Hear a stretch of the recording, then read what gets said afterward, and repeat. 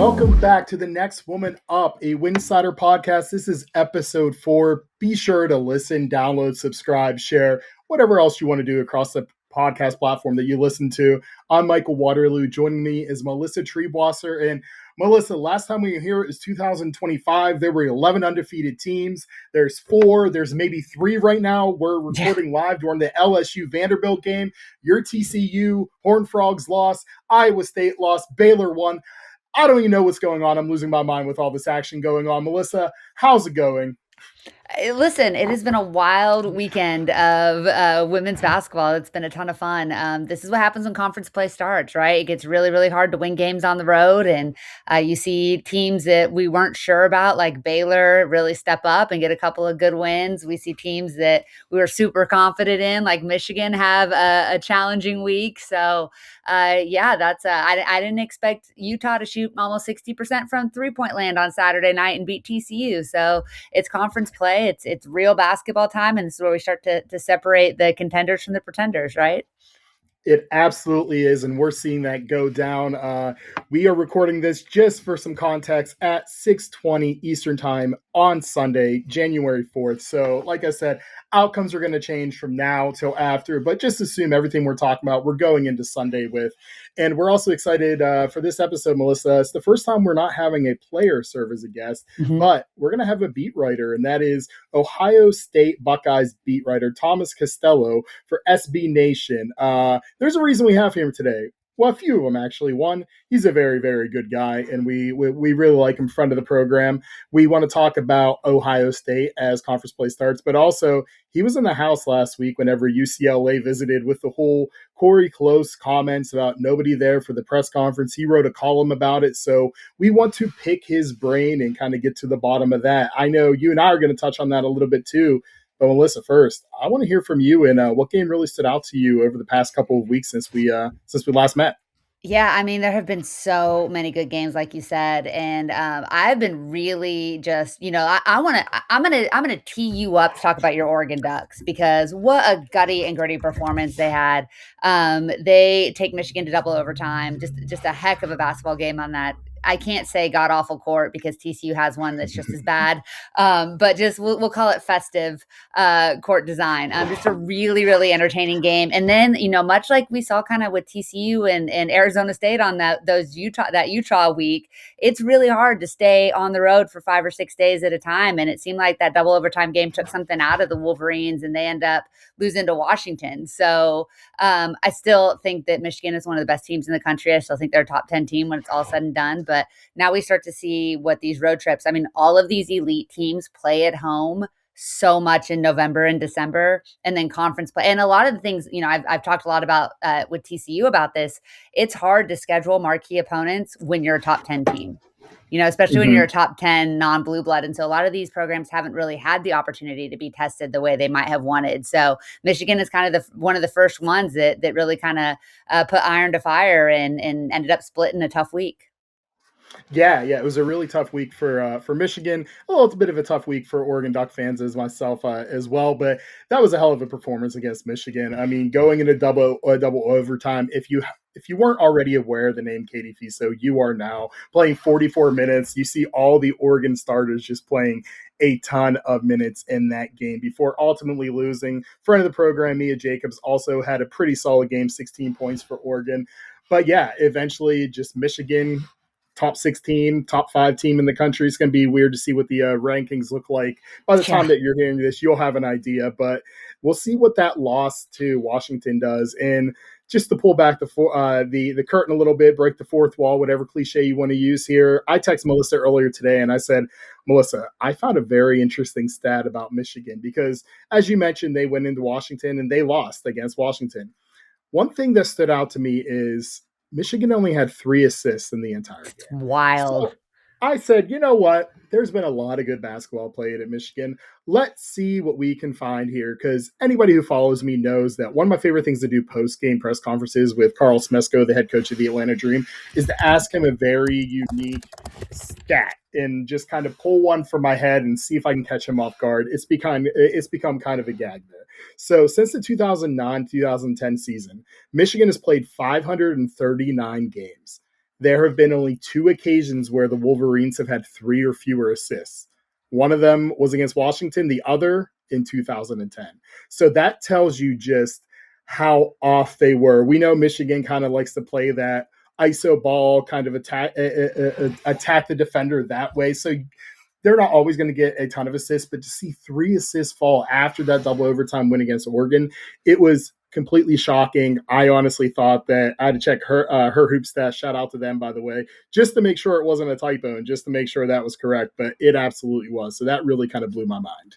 Well, and obviously 3 assists is a sign of a couple of things. Number 1, a team that's not making shots, of course, but also a tired team. The ball does not move as well when teams are tired. And again, like these extended road trips, even in the preseason when you're playing tournaments, you're usually gone for 3 days, maybe 4, because you're playing back-to-back games over the holidays, right? So I think that's just the kind of the wear and tear of a season, the early season, as they start to get their sea legs under them.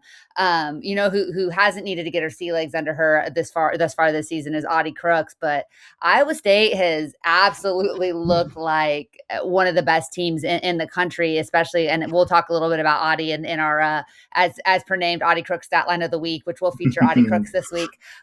But Baylor, again, as a Horned Frog, I have thoughts about Baylor just in general, but I am so impressed with what Nikki Collin has done with that team. Talia Scott goes down and they get absolutely hammered by a Texas team that, may be national champions when this thing is all said and done, but they looked rough without Talia Scott. She comes back, she tries to play a couple minutes, gutty performance, they lose to Texas Tech, and I think she played less than 3 minutes in that game. Well, that 2-week break did her a world of good. She looked great against Iowa State as they go in and steal that one.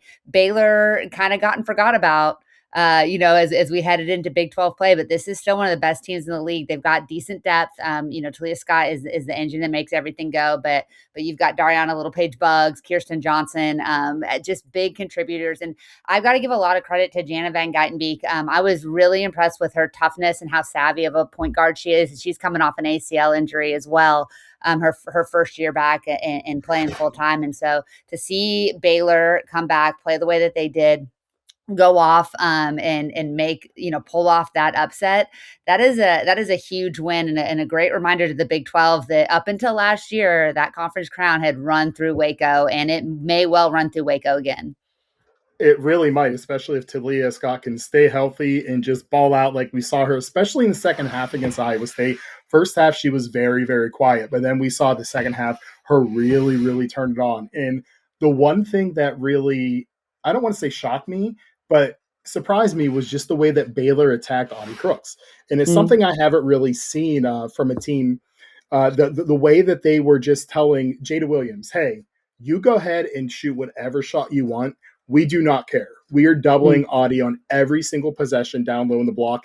There was a stretch, I think she had 1 basket in the fourth quarter in the game, and that is it, because they were fronting her and they were behind her on every single possession. It didn't matter. Jada, you want to shoot a million times, go ahead. And she kind of did. She went 6 of 17 from 3-point land. Yeah. She was holding her own. She was keeping Iowa State in it by themselves.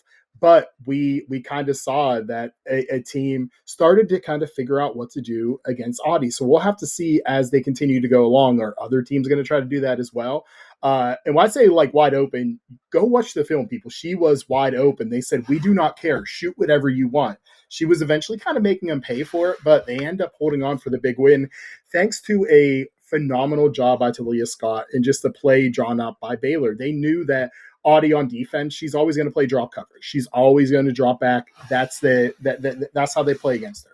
So a screen comes and you saw Jada try to fight through a screen as much as she can, go over top. She wasn't able to get there. Talia is able to pull up with Audie and drop coverage, hit the game-winning shot. It was just a thing of beauty. Wonderful, wonderful basketball. People are going to start remembering the name Baylor again. Like you said, they've been kind of forgotten, but maybe not so much anymore. And somebody who isn't going to be forgotten either is whenever we look at Kentucky and we just see the way that they were able to beat LSU thanks to Tony Morgan. And I know that's a game that you were able to watch, that you were able to follow. And did it have anything to do with Lane Kiffin being in town?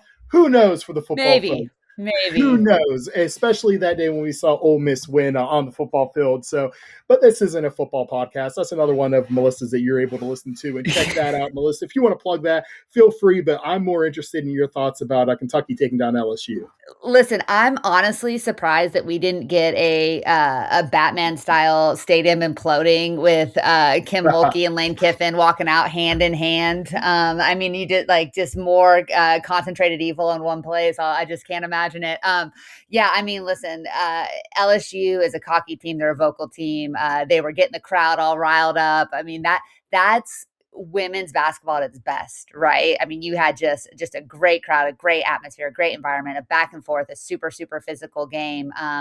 But wow, I mean, for Kentucky to come in and go punch for punch with LSU to battle throughout. I mean, I don't know what the spread was, what the line was going into that game, but I have to imagine that the LSU was probably favored pretty significantly. So to see them go into Baton Rouge like that and just not be intimidated whatsoever, and to make a shot and win the way that they did, just an awesome performance. I've really enjoyed Claire Strack too. I think that she has just been such a solid player for them, and it was pretty efficient in that game against a pretty decent front court and defensive effort by LSU. So it's really fun to see Kentucky just reminding us how stinking good the SEC is going to be. Like, I ride or die for the Big 12, obviously, but the SEC is so deep and so talented, and there's so many superstars just up and down that conference. I mean, when you look at them and the ACC and the Big 12, and the Big 10 is reasserting itself too. There's so much talent right now across the board in college women's basketball. So what a fun game, what a great environment, what a great atmosphere, and what a huge win for Kentucky. Like I just said, it's really hard to go in and on the road and win, and I think that they showed that this is a team that has Sweet 16 aspirations for sure.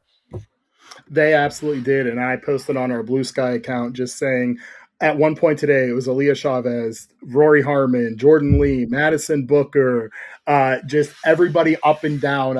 Cody McMahon on the court all at once. What a time to be alive. What a time to be a women's basketball fan. And it was LSU favored by 6.5 in that game, showing that doesn't matter, especially because another game didn't really matter. Notre Dame was favored against Georgia Tech, the Georgia Tech team that's rebuilding, very, very young team. But Georgia Tech came out and they won in overtime with Talia Walker leading the way with career high 33 points, 24 of those after halftime.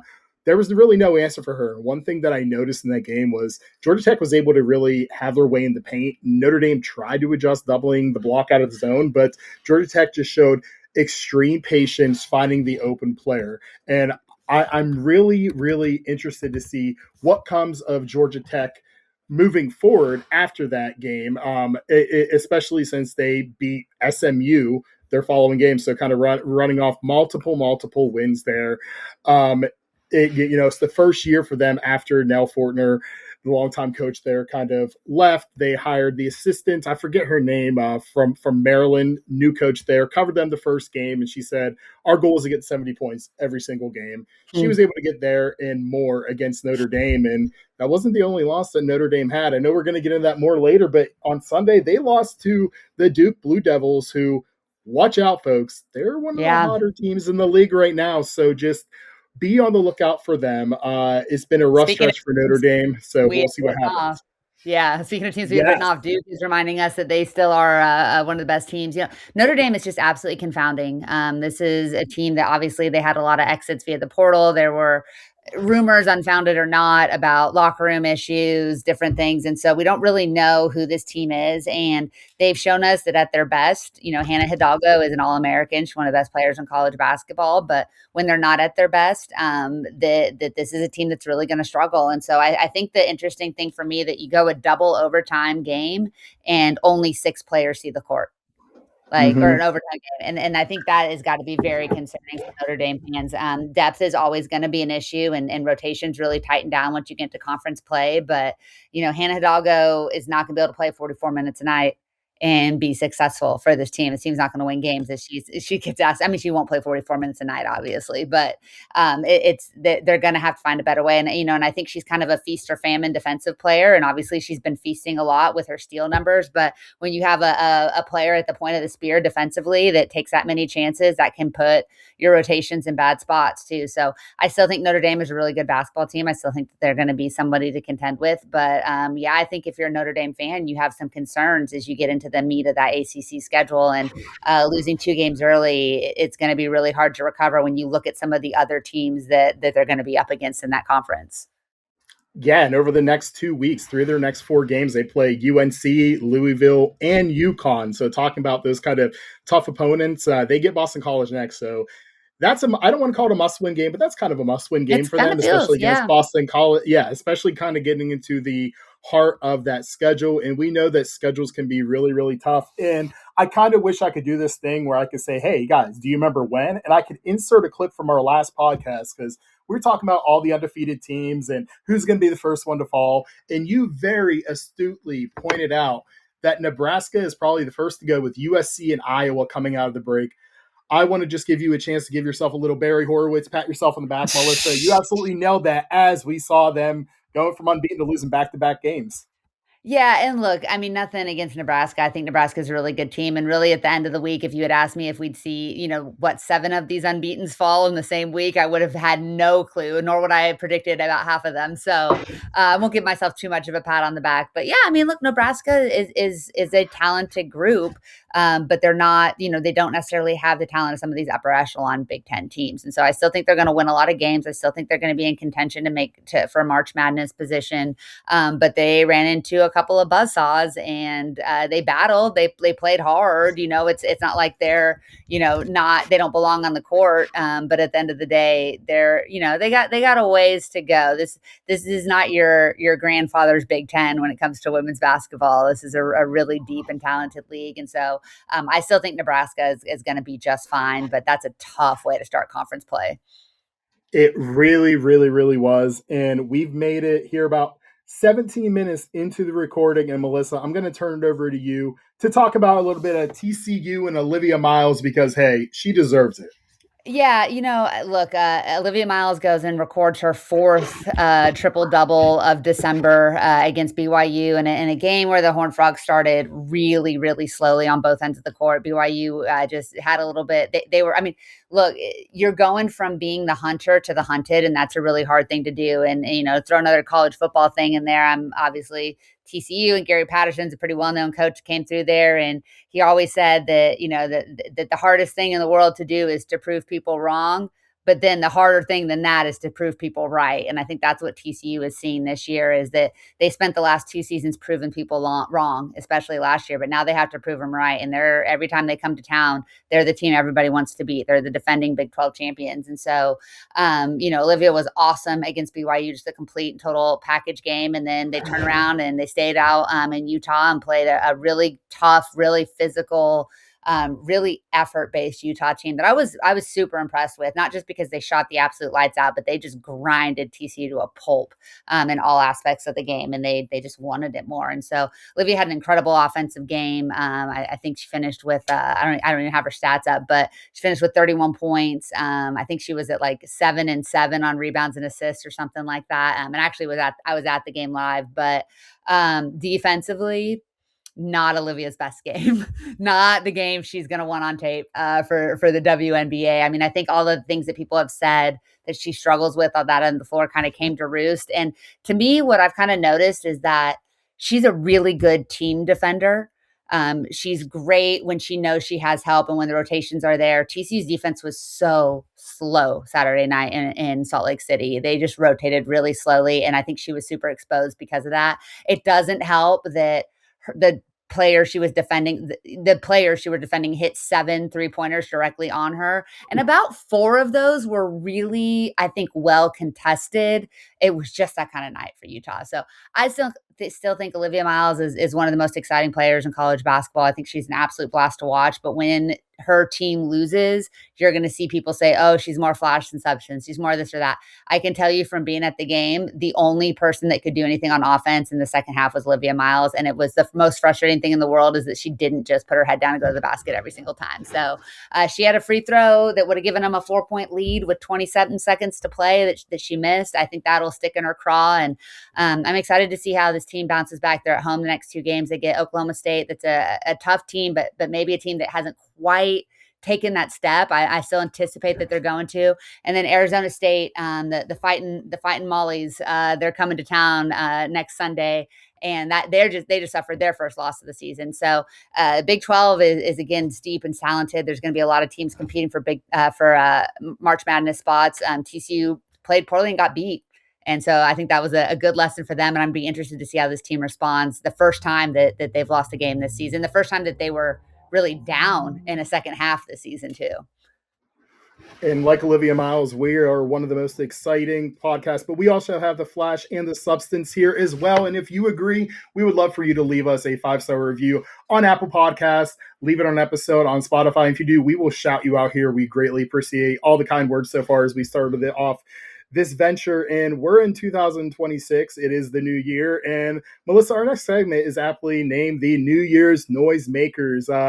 So I want to know, we've been talking so much about conference play starting. We're so excited for it. We love the early battles, but there's nothing like conference play in college basketball. So which players are impressing you so far as these key games are starting to take place? Yeah, see, Michael, this is what happens when I make the run sheet is I'm a big fan of alliteration. And so I just make up wild titles for segments. And I just, I'm going to have fun with it. That's what we do. I just mentioned Arizona State. And even though they did lose the first game of their season, that is a team that I think has really come out of nowhere to be the darling of the 25-26 season. I just think that they have a program, they have an identity, they know what they want to do, and they really execute at a high level. And a big reason they're able to do that is the duo of Gabby Elliott and McKenna Brackens. They've just been so solid as that inside out. They've been super reliable, and Brackens, in that win at Utah, they had a 2-point win on the road. She put the team on her back with 31 points and 7 rebounds. She's just been so consistently good. And Gabby Elliott too. I just think, she's averaging 16 points and almost 5 rebounds a game, shooting 42% from the field. Just a really active, really aggressive, really physical guard that is kind of the engine that makes them go. So they're a fun team to watch. They put a lot of points on the board. They get out and run. They defend.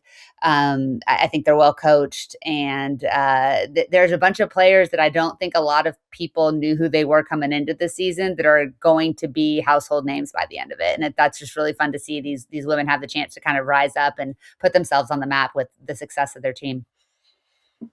No, absolutely love those calls. The Fighting Mollies, as you have aptly named them, love that as well. And some other players that I love are the New Year's noisemakers for me as well. I have a few in here, kind of off the beaten path a little bit, but again, these are going into Sunday stats. Yes, they have changed a little bit, but I made sure to pick people with at least 2 or 3 conference games so we can have a sample size. So if you want to yell at somebody, you can yell at Melissa on Twitter. Perfect. Yeah, just yell at me. I don't want to be yelled at. But no, I want to start with senior Grace I cover college basketball. You can yell at me. I'm used to it. Or exactly. Yeah. I can just hide in the background and go away and appear here every other Sunday on here and just be like, okay, everything's good. But yes, I want to start with Northwestern senior Grace Sullivan. She's been the leading scorer in all of conference play, averaging 30.2 points per game in 3 games. And again, like you could say, like the next player, the competition hasn't been great. We can be honest. But for these ones for Grace Sullivan, that's come against Ohio State. Shout out Thomas Costello, who we're going to get to in just a few minutes here. The Oregon Ducks, and Washington. So some pretty good competition there for Grace Sullivan, putting up that high scoring total within conference play there. Another one that kind of stood out to me, and this is the one that you can say the competition, it was against Illinois State and Evansville. I get it. We're still going to shout out Charnice Curry-Jelks, the junior from Murray State. She has been averaging 18 rebounds per game to go along with 20 points per game in conference play. Illinois State, Evansville. I do not care who it was against. Those are bananas numbers. Amazing to see. And the last one that I want to highlight is a freshman, true freshman sensation, has been wonderful to watch for Syracuse. And I checked on Sunday, she had 2 blocks. But Uche Izoje has been averaging 4.7 blocks per game with a 34.2 per. That per is in the Jeez. 99th percentile. The blocks leads every single Division One player in conference play so far.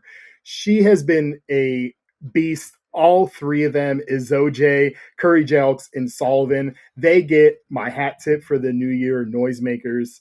They're wonderful. It's just been a blast to watch them play. And, we often talk about some of the bigger names here that we like to see. I like to kind of dig deep on some of those people who don't get as much attention or shout outs as them. So if you're able to catch any Northwestern games, Murray State games, I have the men's game on TV right here. I feel like I'm going against myself by watching men's basketball. And also Syracuse, I definitely recommend checking them out because they're great players every single level making noise.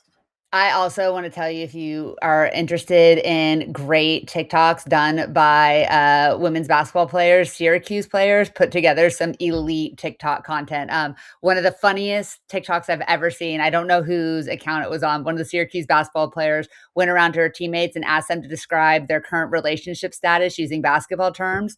And it was so well edited, and they put in the highlight. Like, it was just one of the greatest things I've ever seen. So highly recommend going, if you're on TikTok, going and finding that one.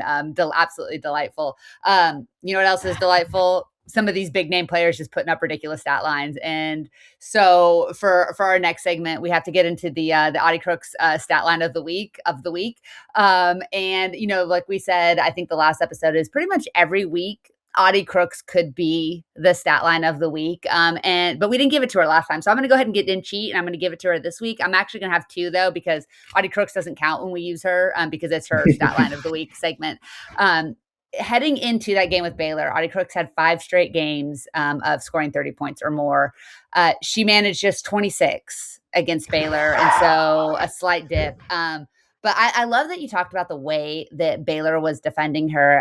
When you get into conference play and some of these teams are going to see you twice, or they've seen you multiple times over the last several years, watching how teams defend her is going to be really interesting. And everybody's a little bit different what they want to do. You don't necessarily have a ton of size at Baylor, whereas TCU can roll a bunch of big bodies at her. Some of these teams that want to play fast, like Audie played 35 minutes in that game against Baylor, which was probably, if not her season high, pretty darn close to it. And so it's going to be really fun to watch how she adapts, because at the end of the day, everybody kind of sees her and they make judgments about how she plays and why she's good and what she does well. But she's a super high IQ player that has changed the way she plays every year to adapt to the way teams are defending her. And so I think she's going to do a great job of continuing to adapt and adjust through Big 12 play. But it's going to be really fun trying to see, do you try to slow her down and let somebody else beat you like Baylor did?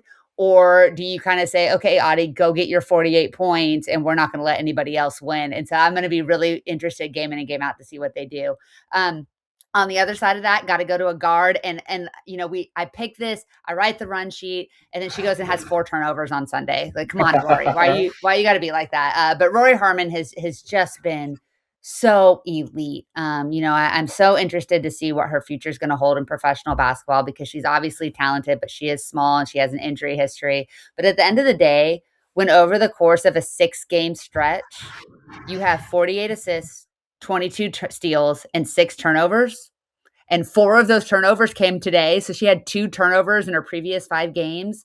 That is beyond special. I mean, you can't ask for a better facilitator. And obviously she's got great tools around her, but this Texas team is a title contender because of what Roy Harmon can do and the way that she values, protects the ball, and initiates offense. So she is super fun to watch. I mean, she's everything you want in an elite level point guard. And she's just putting together a hell of a stretch here the last couple of weeks. She truly is. In our last episode, we heard her teammate Jordan Lee just kind of sing her praises, just talk about like she makes the team run. She is the engine there. And she has that future in coaching if she wants. Like Coach Vic has said, she's always welcome on that staff once she's done playing. And for Audie, her 34 minutes are the 3rd highest amount that she has played this year. And it's just been fantastic to see. And yeah, it's going to be interesting to see how she is able to kind of counter attack people countering her, I guess. Like you said, what do we say about Lauren Betts every single episode? The longer you play, the more tape you have on somebody. Yep.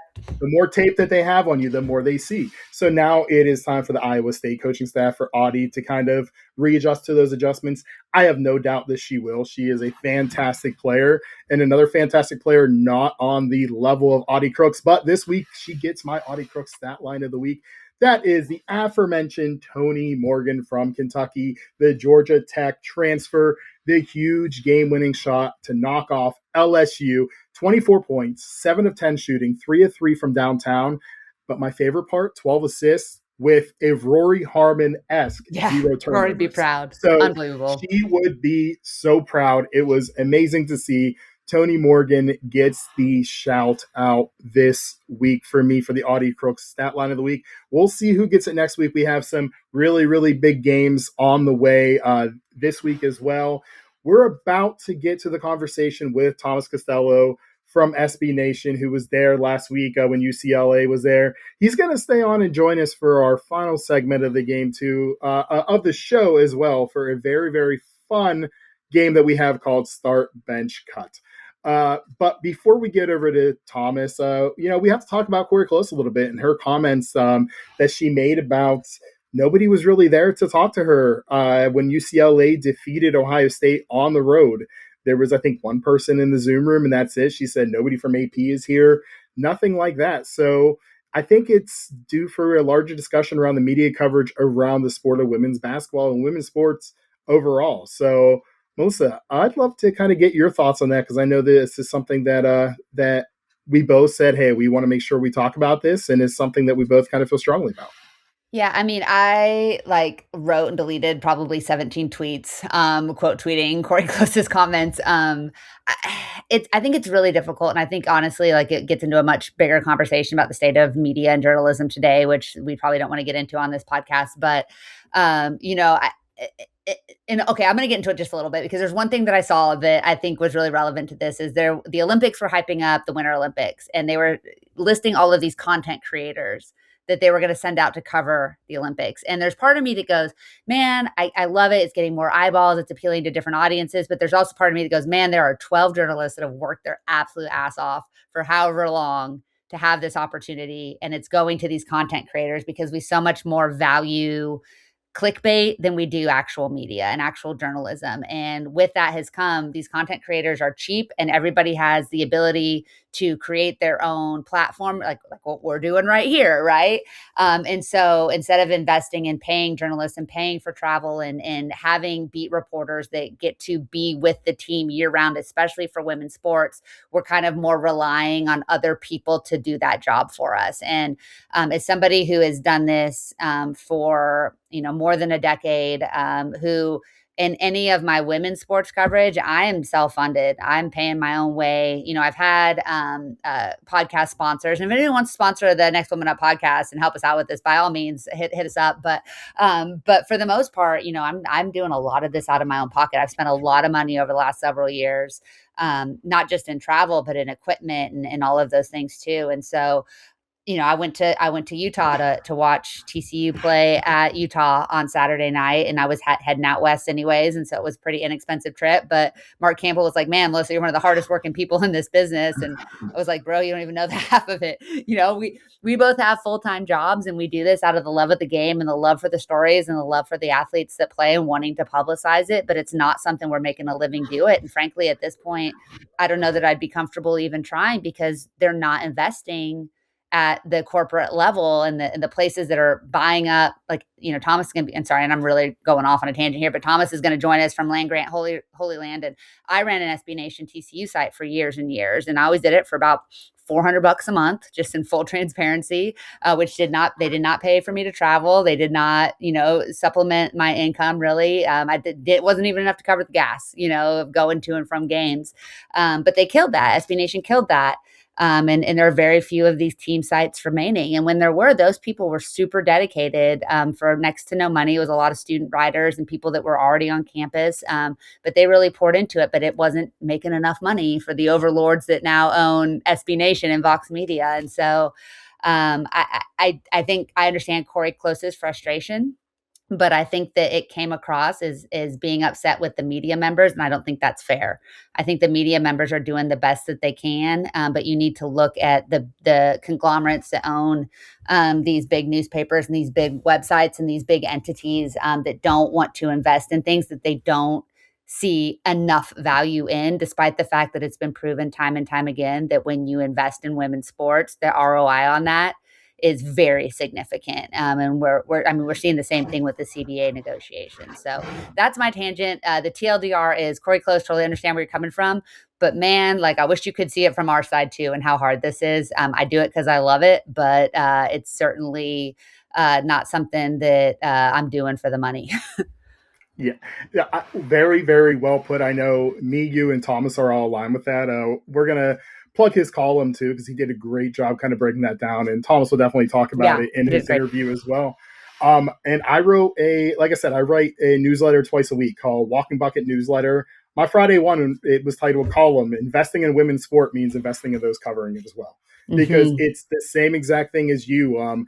I went back to a Facebook discussion that was happening in 2022 when somebody was talking about, oh, like women's sports don't draw TV ratings, and it's just like in there. I said, hey, you kind of need to put women's sports there because right now you're putting them then on ESPN2 at 3 o'clock for a title game, or you're putting them very hard to find. If you get that exposure, the ROI is there, as we have seen.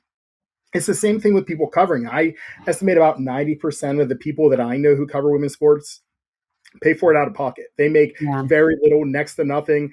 I was very honest in my newsletter. I said, hey, I love Winsidr. I cannot wait to write for them again and again in future years to come. What I get paid didn't even cover my trip to Birmingham, Alabama last year. Like for the It Elite doesn't Eight and the Sweet cover my 16. gas to Fort Worth. Yeah. Yeah, exactly. We do this because we love it. We do this because these women deserve the coverage. They deserve to have their stories told, and we just freaking love it. Yeah. That's why people like USA Today should be applauded for having somebody like Megan Hall Mm-hmm. cover full-time sports, women's sports, going across the country, sending her out there. It's why San Francisco Chronicle should be applauded too for Marisha and Jemmy, who is one of the best reporters. She was there every single game with the Golden State Valkyries this year. She covers Bay FC. She covers Stanford. They are investing in women's sports, and guess what? Those were some of the most read stories on the whole Yeah. website. Not just sports. It's always sports and news. We always know those drive it, but especially hers for the women's sports was great. I went to Georgia Tech's home opener against Princeton. I was one of two people there for the press. Two, Mm. it was me and another white dude. And the more that we rely on these outlets needing free or cheap labor, it's the same Mm-hmm. way for unpaid internships. Guess who benefits for those? People who look like me, people who look like Melissa, but more so me, white dudes who have the privilege to be able to do this, where women of color, people of color aren't able to do that. It's a systemic issue that's set up there. So until we see that investment come around full turn like it should, we're going to keep seeing more people who look like me cover women's sports, and that is the last thing that we need. We do not need any more white dudes covering the sport. We do not need that. We need women to be covering these sports, and we need that investment. Cori Close, I understand what you're saying, and it's very true. You also have to look at UCLA changing conferences, and that's a Yeah. lot of travel for those local media to Yep. be able to do. It's very, very hard. UCLA doesn't get enough coverage. They deserve more coverage. There's not enough outlets right now investing in the people to give that coverage. And that's what we really need to come around. And I think that's what Thomas is going to say too, as he spoke about in his column. And again, he was on the ground there in Columbus last Sunday when UCLA came away with a win against Ohio State. So we're going to go ahead and toss it over to Thomas to kind of get his take on the whole situation. All right, and joining us now on the next woman up is the aforementioned Thomas Costello, who covers the Ohio State Buckeyes for SB Nation. Thomas, what's going on, man? How are you? I'm doing great. I was at the arena today, so not a bad day. Not a bad day. A lot of jokes on stuff that we're going to talk about today because it was Perfect. football season ended for Ohio State, and so media was back. There was a Yeah, lot there more you go. folks here today than there was. I Perfect. would just throw a date out there a week ago. So well, it was fun. No, I'm doing well. I'm doing well. Thanks for asking. Thanks for having me on here. It's a great surprise. I always love talking basketball. So. Yeah, We we love appreciate you listening taking to time. you. Yeah, we love listening to you and reading about you, writing about basketball. We're going to get to the Corey Close situation that happened a week ago. But before Oh we yeah. do, let's learn a little bit about you, Thomas. What's your background? How'd you get your start? You told us before we got on camera here that you've been writing for about 6 years now for SB Nation there. So yeah, tell us a Mm-hmm. little bit about your journey. Yeah, so it's not the most romantic of stories, I would say, getting into writing. I have a full-time job. I've got three kids. I've got a wife, and I've got a kid who's 16 years old. So I'm still in the business world. I still have a full-time job. I'm there all the time. I've been working at the same company for a really long time. And one day at work, I had a panic attack. I know it's not very fun, but it was one of those moments, and I hadn't had one before, or at least to that severity. And it was one of those kind of jar your head loose a little bit things. I, right after high school, I didn't go to college. After high school, had a job. I lived on my own pretty quickly right after I graduated. I got into a relationship, got married. So I was doing the online student thing. I was doing the online, get your stuff in by Sunday night type studenting for a while. And after that moment, I thought, you know what? My company is going to pay for any bachelor's degree for any field I want. I've been doing this business stuff, but honestly, I hate it so much. So I said, I'm going to switch things up and I'm going to move into something that I've always wanted to do, which is writing about sports. So that's what I did. And I started in the soccer world. I did soccer. I live in Columbus, Ohio, so I would do stuff about the Team Columbus Crew, Major League Soccer. I would write a little bit here and there. And then I applied to write for SB Nation in 2019, end of 2019, 2020. And so, yeah, I'm moving into 6 years on the site. SB Nation as a whole, I've outlived that Columbus Crew website because SB Nation has shuttered that, and now I'm just counting down the days, waiting for them to do it to Yeah. college sites too. But right now, I am writing about Ohio State. By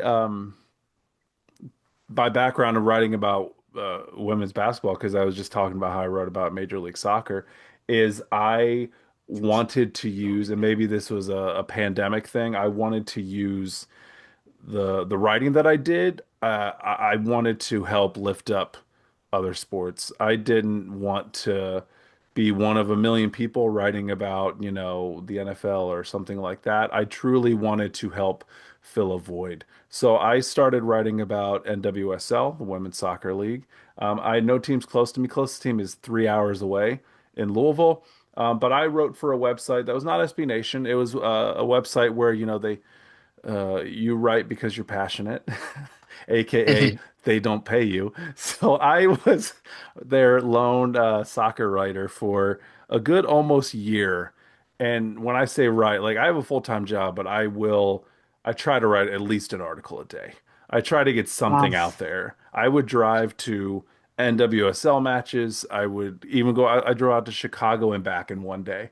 And it was awful because there was a 3 hour storm delay that got me home a little later than I expected. But on that site, everybody loved basketball. I was like the one non-basketball person, and I grew up with the sport. I grew up loving basketball. I really liked Kevin Garnett when he played for the Minnesota Timberwolves, probably aging myself a little bit.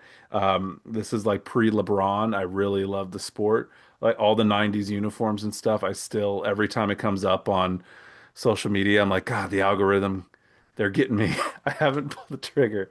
But And then Stephon anytime, Marbury. I mean, it was quite a time to be alive there. oh my gosh, yeah. And then you have the Phoenix All-Star game jersey or San Antonio Mm. All-Star game jerseys. Oh my Lord. Anyway, so being on this site, they rekindled kind of my love for basketball because every day in the Slack, they're talking about basketball. They're talking about NCAA women's basketball, WNBA, and my goal was writing about Ohio State was I just want to find the closest college basketball team to me, and I'm going to write about them. I did not have any previous knowledge about Ohio State women's basketball. I didn't know any of the players. I didn't know Coach McGuff or anything like that, but I wanted to use my writing to help fill a void. I wanted to help fans who loved the team learn about the team. And I had, at that point, I graduated from Penn State because they had an online journalism program. It's the only reason I chose Penn State. And I just kind of went from there. I love putting my work into something where there is a group of Ohio State fans. I always tell folks, especially in the media world, because everything is judged by numbers and how many subscribers, how many people come to your website. I have a quality over quantity type readership where I know the folks who read it. They ask me questions, I talk to them, and I personally love it. I write, unbiased. People always like, "Oh, did Ohio State lose today?" I'm like, "Yeah." I'm like, "Oh, that sucks." I'm just here to write about it. I don't care if they win. I don't care if they lose. I just want to be an outlet for folks. So that's steered me in the right direction. This is season 5 for Ohio State, so I'm still going. Well, I'd say at this point, the team, the coach, the players pretty well, and you know what to expect out of Ohio State basketball. They've had a strong start this season. They're a ranked team, or they were ranked going into this when we record this episode. What have you thought of the way they started this season, and what's maybe the ceiling for this group this year? Yeah, it's so hard to tell because non-conference basketball for these power schools sucks. Non-conference Mm. basketball is just Hmm. rough to watch sometimes. It's 30, 40 point wins every night. Yeah, It was hard to tell. They played the UConn back in November 16th, 17th or something like that, and they got destroyed. They got lost by 38 some points. Even then, that wasn't enough to really know where this team was going to be. They're a very young yeah, team. Um, they only have 3 upperclassmen. 2 of them are seniors, and they only returned a handful of players from last season who actually had minutes. They have a few players who were redshirted last year who are on the team, but it is a very young, a very new roster. And so until Big Ten basketball started, really wasn't sure. They've won 3 of their Big Ten games, and they narrowly lost to UCLA, which going from a nearly 40-point loss to UConn to a 7-point loss to UCLA, I think it shows that this team's ceiling is probably higher than most expected. That's what I'm hearing from a lot of fans too, is they had no idea what to expect going into that UCLA game, but they were pleasantly surprised to see how well the Buckeyes did. And I would echo that too. Now this week they play Illinois on Wednesday and Maryland on Sunday, so that should help tell another story for where they could land. I right now, if I had to choose where they would be in the tournament, I would say right on the edge of hosting and maybe one of the final spots, or 5 seed or something like that, traveling to a regional location, something like that. Yeah. Be yeah. I think interesting to that's see fair. what, yeah, definitely what happens down the stretch will be. We talk about the teams getting into the heart of conference play right now. What best win would you say against West Virginia? Probably, and it's Oh, for a sure. it's a very young team, like you said, and few of those young players I want to ask you about the Cambridge sisters as well as Kylie Kitts. People know Kylie, obviously, her sister plays at the University of South Carolina. So I want to kind of get your thoughts just on those three specifically and what you've kind of seen from them a year after Cody McMahon kind of left and went to Ole Miss, 2 years removed now from Celeste Taylor and JC Sheldon. What is this new look Ohio State team kind of look like around this young core that they have? Yeah, that West Virginia game, I would say that was their best win. Funny enough, Jelani Cambridge and Kennedy Cambridge both fouled out late in the game, and Ohio State was down 7 points with like a minute left, and it wasn't even the Cambridge sisters who got them across the line, which is amazing for this team because when you look at just the stats, I mean, Jelani leads in points. Kennedy Cambridge is leading in steals. Jelani's right behind her. Kennedy's not too far back with her scoring either. Today, Mhm. Kennedy had 7 or 8 assists. And the other day, Jelani had 3 blocks. These two will do everything. And so for them to win against West Virginia, a veteran team who forces a lot of whistles going their way, they attack the basket a lot. For Ohio State to come back and beat them, I thought that was hindsight, that could be the tipping point for this season where maybe something clicked. Maybe they're like, okay, we're seeing how all of this works together. But you talk about Cody McMahon. Last year, Jelani Cambridge, she's the highest ranked recruit in Ohio State history since they started doing the formal like top 100 prospects. She was number 2 overall behind Sarah Strong. I would say a big gap between number 1 and number 2, but Jelani Cambridge, the highest point guard in the class, she played like the highest point guard in the class. Kevin McGuff started her from day one, which is not usually his MO with freshmen, but she had international experience. I mean, in the semifinal of the high school championships, she nailed a running layup to win the game at the buzzer for her team. Like, so she had, ice cold. She can handle any situation, but you could see at the end of last season, she started to go in on herself. She's an introvert. She'll say that. I interviewed her in the preseason. She is not the biggest talker. She would love to just stay home and be by herself. But she admitted that she turned inwards towards the end of the season. She was quieter. She was playing kind of a submissive role on the team to Cody McMahon, who's in her third year at Ohio State. And you could see towards the end of the season, Cody and Jelani weren't really on the same page, eye to eye. The offense wasn't clicking very well. I think part of the problem was with Kevin McGuff. Are we going through Cody or are we going through Jelani? Jelani's the point guard. She's the one who Kevin McGuff wants to go through, but Cody is she's a running back. She can get the ball, she can charge at you, go to the rim, and get a foul consistently all game. And now she's added, deep shooting to it.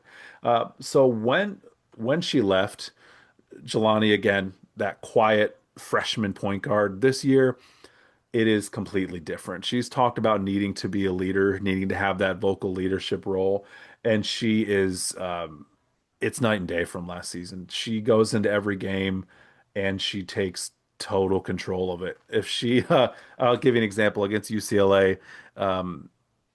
The ball goes out. It's between either UCLA or Ohio State. UCLA gets the ball, and Coach McGuff, another assistant, they're looking at the play. They look at the player. The player shoots over to look over. It's Ava Watson.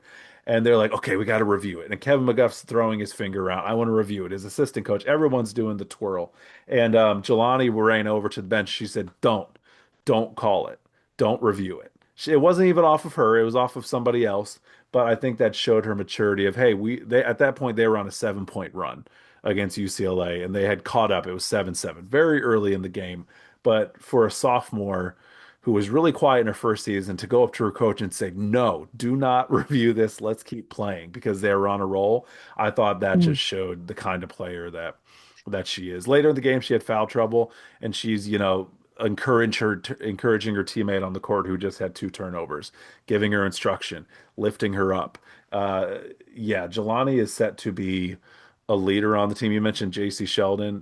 Coach McGuff joked around when JC left that he had to start coaching again now that JC was gone. I think the same thing with Jelani. Jelani has there is no ceiling to how much he trusts her to get out of situations to run the team. And Jelani, I'm trying to avoid hyperbole because they've had so many great players. They've had Katie Smith, they've had Kelsey Mitchell, they've had all of these big names. I think collegiately, just in the 4 years, not looking at the history, WNBA, all the things they do beyond that, I think Jelani could be the best player to go through Ohio State, especially if she stays all 4 years and is leading the team for all those 4 years. That's how great she is. And Kennedy's a buzzsaw. She is second in the country. Last time I checked in steals, 4.3 a game. I think that went down slightly. She only had 3 today, only 3 steals. But I know, Funny. she, she annoys people so much. She's one of those players that you hate them if they're not on your team, but you love them if they're on your team. So Ohio State fans really love Kennedy and Jelani. They play off each other well, and both of them can pretty much do anything they want to on the court.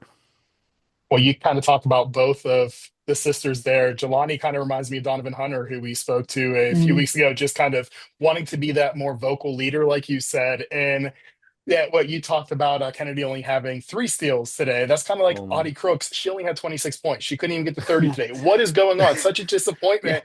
But that wasn't the only disappointment. The big disappointment kind of happened in Columbus last Sunday, Thomas. So Mm.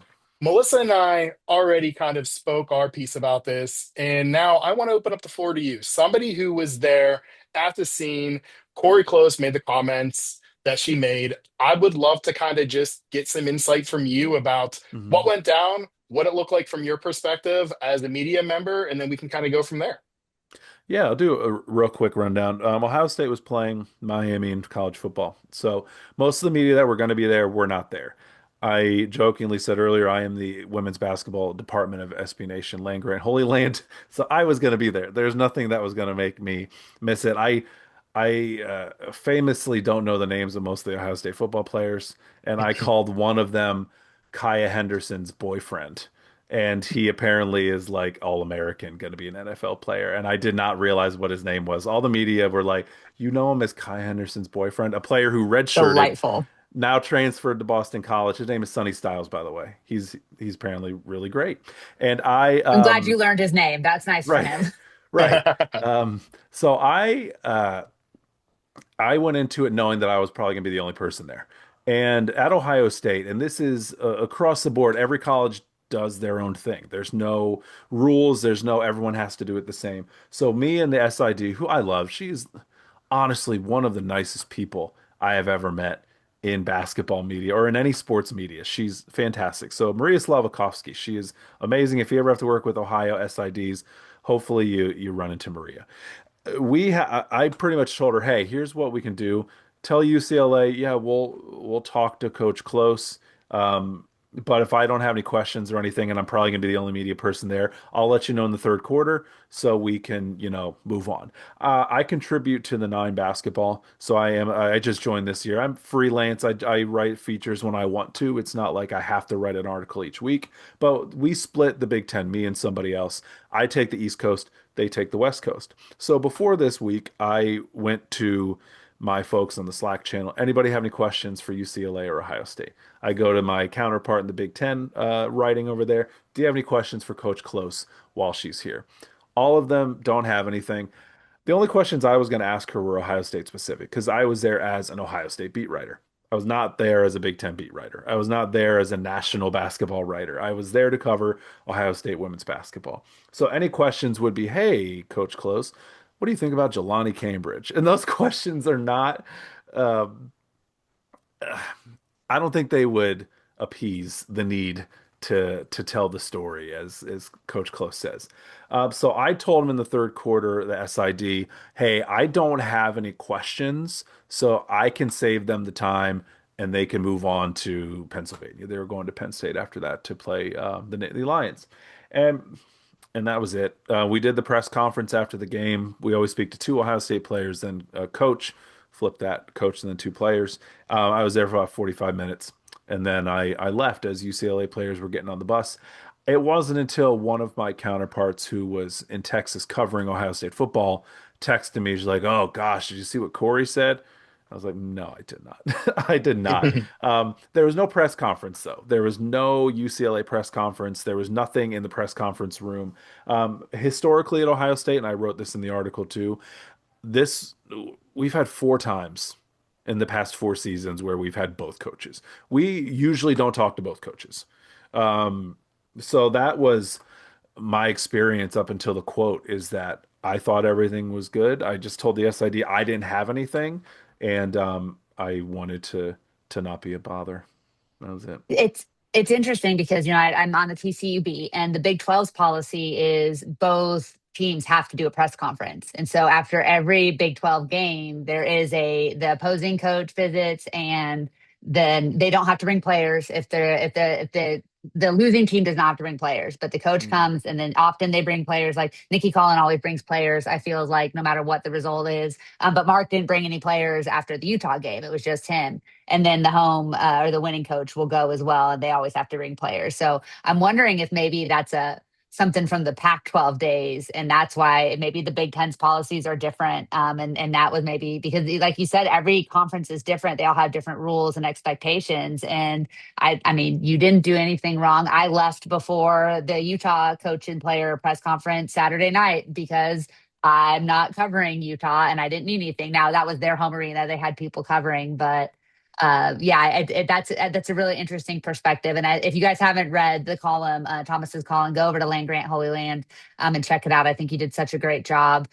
What are some of the responses that you've received, either from other media members, other coaches, just kind of players or people in the space of college basketball since you wrote the column, and based on being the person that was there in the room when, Mhm. whatever didn't go down, I guess. I personally, things that have been gone to me directly, not like calling me out or anything like that. I've had a lot of folks message me or reply to it, fans and media folks alike, saying, "Yeah, I don't know what's going on. I don't know why she had to call out the local media who were there and Yeah. stuff like that." And I saw actually the first place I saw the quote was on Awful Announcing. Awful Announcing put in there that, oh, the local media didn't even want to ask Coach Close Yeah. any questions. They didn't They, even go to her press conference and stuff. And I love like I read Awful Announcing all the time. Ben Koo, the person who founded the site, he's great. We talk on Blue Sky sometimes, and I went to him and I was like, "Hey, here's everything you got wrong." And yeah, to his credit, he didn't write it. Somebody else on the site wrote it. To his credit, he went and he fixed all of it, and he mm, actually went to what I was saying. Anything directed at me, I've seen generic responses, people who are trying to explain how media works. yeah. Folks who have been writing before, like, well, first of all, because every conference, every team does it differently, you don't know. You weren't there. I'm not trying to play the card, but I have the longest running Ohio State women's basketball beat writer they have right now. I know how it works at Ohio State. I know how the media works with them. So I'm able to ignore that stuff, but also I it, my wife knows this more than anybody. I hate reading the comments. I don't read the comments. I'm not a comment section person. She loves it. Oh, she loves the drama so much. She wants to read all of that stuff. So I have not seen any, strays come my way. I've just heard generalities or seen generalities. I've and then I think I commented on one of the aggregators because talk about clickbaity and stuff. Mhm. Everyone ironically is covering close, talking about people not covering the game, but those same Yep. people aren't covering the game. They're covering, which I Yep. think is just hilarious. So one other time I commented, "Hey, you did it wrong. There was no press conference," and that's it. But at the point that people have already posted about it, they don't care. They're ready to move on to the next thing. So I kind of let it roll off my shoulders. I didn't do anything wrong. I There is a small part of me that's like, man, I should have just asked her questions. But that I don't know if that's hindsight speaking, or just professional courtesy to ask questions. But at the same time, I probably wasn't going to use it. So Yeah.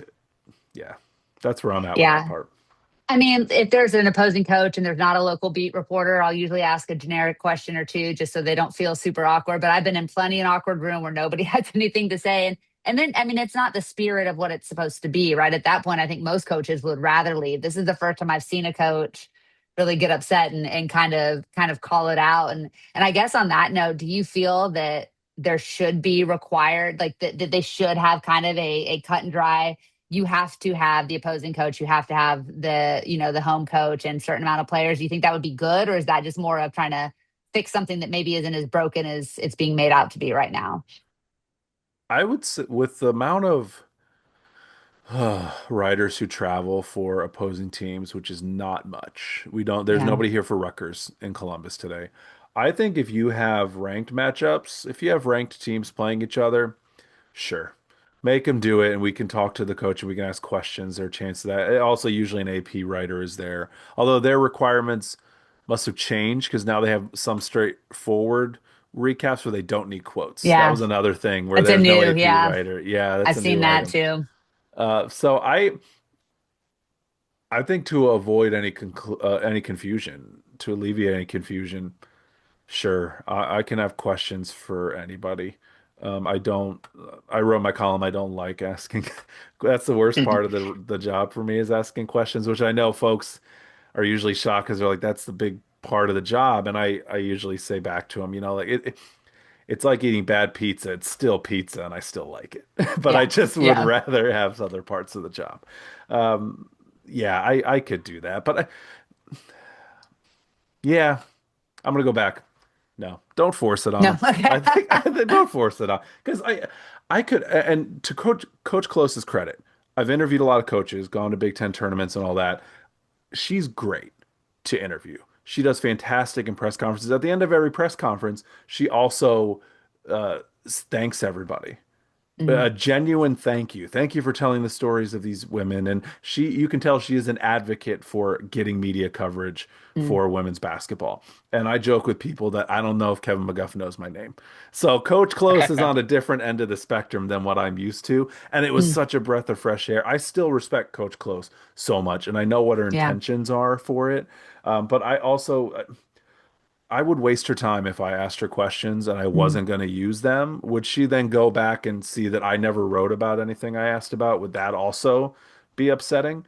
Or is just answering the questions enough to then assume that it was going to turn into something? So I hate wasting people's time. Yeah. And one thing we're not going to waste is your time here, Thomas, because we are going into the rapid fire round. I couldn't pass up that segue. I'm so sorry. I appreciate everything That that was you had to good. say there about Cori Close. It was spot on. And everybody, please go read Thomas's column about it over at Land Grant Holy Land, SB Nation website. Just fantastic stuff. We appreciate you joining us and kind of sharing that. But Thomas, as you know, with each interview, we get out of here with a rapid fire. So this may be about basketball, may not be about basketball. This is not clickbaity. They're just nice and fun things. So, are you ready? Um, I'll say yes. Okay, perfect, perfect. So, we know that, well, I know that you're a huge music person. That's one thing that Ooh. we talk about a lot is music. So, I have to ask you, over the last 5 years, what is your favorite album? Oh my gosh. Are you serious? The last 5 years? Oh man, that is so difficult. Oh my gosh. Can I pick like a few? Yeah, You said absolutely, rapid absolutely. fire. The last two Wednesday albums are fantastic. There's an album from Chris Farron called Doom Singer, which I really love. There's an album from Jeff Rosenstock called Hell Mode, which is just pleasant and I love it. There is one from the band Flory called Holy Bible, Holey, Holy Bible. That is great if you love classic rock riffs from kind of like an alt country-ish spin. The lead singer, she's like 25. She plays guitar, she plays harmonica, she writes all the words, she just tears it up. It puts me in a happy place. And then also the follow-up, Flory, Sounds Like Flory, is also great. And if I didn't say Rosalia's Lux from 2025, I would be I would be unfair to the music world because I think that is a masterpiece. It's just fantastic. And I don't know lick of Spanish or most of the other 12 languages that she speaks across it. The other day we were was gonna listening to it. Oh, go ahead.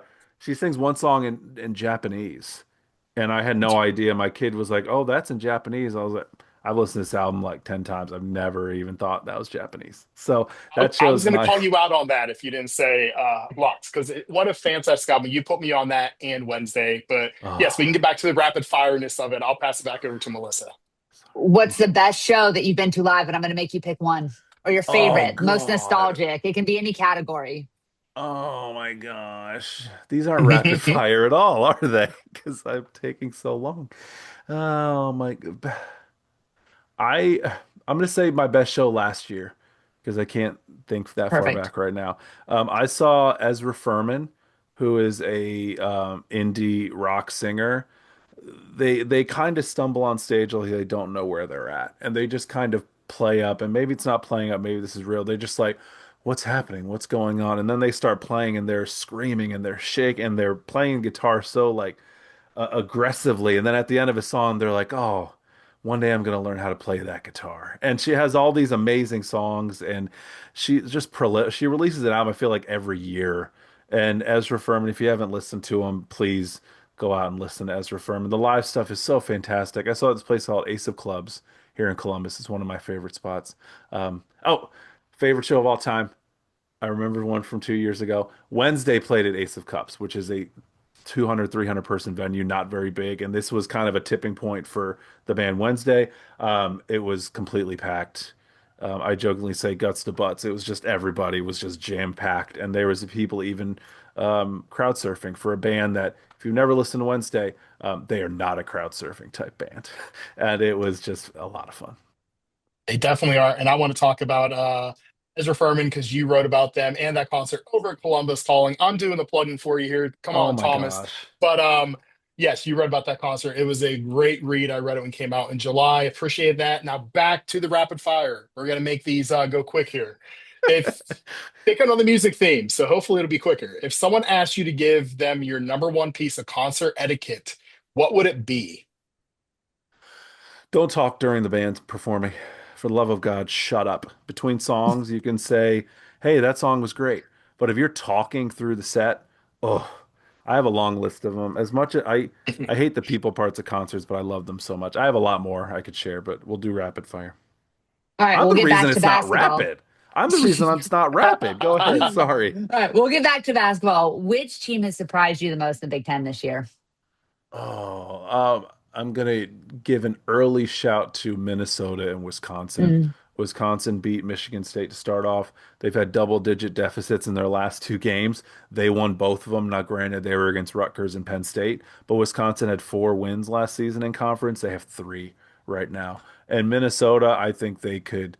They're going to surprise people. They're going to be ranked at some point. They play Michigan tomorrow night. That is going to be not. They're playing it Monday night. So by the time you listen to this, they played last night. So hopefully Minnesota won. So I can sound like I know what I'm talking about. Pro in the game. Look at that. He knows how it works. And you know how Ohio State women's basketball works too. It's your fifth year on the beat. Who has given the best interview in your last 5 years? The best interview eds are Cody McMahon and Kennedy Cambridge.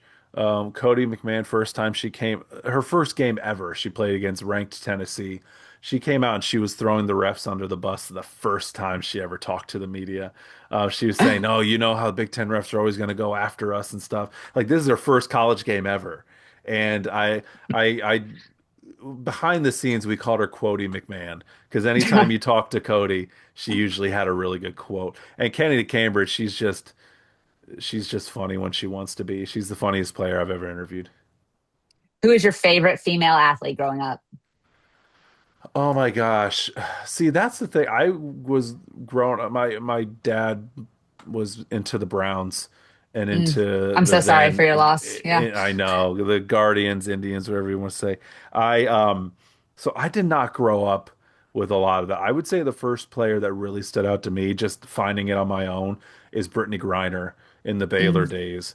Brittany Griner was just a force. Every time I Hmm. watched Sports Center, it was Brittany Griner had 10 blocks and destroyed this team and destroyed that team. And I've followed Brittany now for her whole career. I have one WNBA jersey. I need more, but it's a Brittany Griner jersey, Atlanta Brittany Griner jersey, because I also have to stay committed to the team that I like to watch and follow, which will all change once Cleveland gets a team. But then I'm going to cover them too. So maybe I'm not going to be a fan of anybody. But yeah, Brittany Griner is still the same answer. I love Brittany Griner. Love that. And we have two more here for you, Thomas. Unrivaled basketball started this week. It started yesterday on Monday, January 5th. If you had to build your ultimate 3-on-3 team, who would the three players be? Oh my goodness. I would say Collier's on there because you can't like as much as I love Griner, it's not really her game. It's a lot of speed. It's a lot of, getting up and down the court, and she's played a long time and she's dominated for a long time. So I would say Collier is up there. Alicia Gray is also another one because she's just fantastic. And third one. I'm going to pick Courtney Williams because if I had to Mm. pick a second favorite WNBA player, I would pick Courtney Williams, no matter where she plays, no matter where she plays. Well, we know where you play, and that's around Columbus. What's a Hey, hidden gem or a place that you would direct people to? um, one of them's not really hidden so much anymore. Wario's sandwiches. They have two locations only. It's great. They're only open like a few days a week, but they do. I had one today. It was a steak sub with onions and cheese whiz on it. It's just fantastic. I think about them a lot. And then another one, if you want a really good burger, if you don't want a huge sandwich, they have a place called Preston's Burgers. Mm. Everyone will tell you go to Thurman's in Columbus and German Village because the Therminator and it has all this history. I love when people say that because that means less people are going to Preston's, so I don't have to worry about a line. So go to Preston's Perfect. It's an amazing smash burger. Or if you don't want to be in my way, go to Thurman's.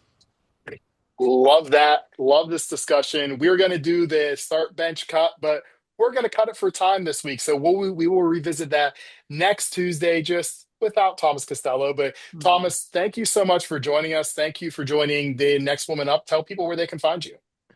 Yeah, I'm on Blue Sky at Thomas Costello. I'm on Instagram at one Thomas Costello. My bylines are on Land Grant Holy Land, which is part of SB Nation slash Vox slash who knows where it's going to be on Yep. Tuesday. And also I write a little bit on the Nine basketball. I also write on Columbus Calling, but that's very local concerty stuff.